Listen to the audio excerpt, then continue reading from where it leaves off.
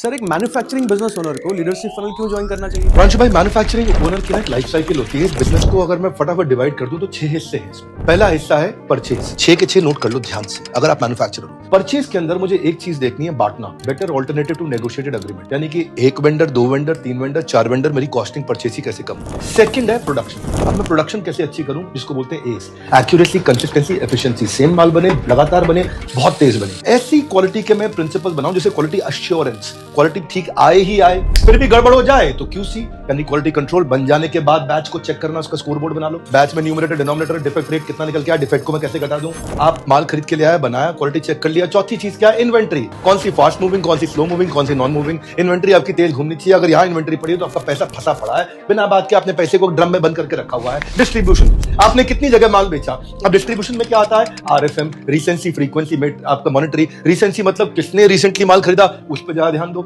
उसको माल फिर से बेचो। किसने फ्रीक्वेंटली माल खरीदा, उसको माल ज्यादा बेचो। किसने हाई मॉनिटरी माल खरीदा, ज्यादा वैल्यू का माल खरीदा, बड़ा वैल्यू का माल खरीदा, उस पर ज्यादा ध्यान दो। और इसके बाद जब आपने माल बेच दिया, डिस्ट्रीब्यूशन हो गया, सेल्स हो गया, आखिरी पार्ट क्या, छठा पार्ट कलेक्शन। कलेक्शन टाइम से होनी चाहिए। अगर ये 6 चीजें कंट्रोल हो गई, मैन्युफैक्चरिंग वाला लीडरशिप फनल में आता है ना, खुशियों में नहाता है। उसके बाद कहता है भाई साहब कमाल हो गया, इतना कमा के जाता है। अगर किसी मैन्युफैक्चरिंग बिजनेस ओनर को लीडरशिप फनल के बारे में समझना है तो क्या करना चाहिए? बहुत आसान काम है। मैं एक लिंक दे रहा हूं आपको, आप फॉर्म भर दो, आपको फटाफट कॉल आ जाएगा। समझ लो जितना समझना है। हाँ, आपका बिजनेस 1 करोड़, 2 करोड़, 5 करोड़, 10 करोड़ कहीं फंस रहा है और आपको एक्सपैंड करना है तो फॉर्म भरना। अगर आपने स्टार्ट ही नहीं किया तो फिर क्या फायदा।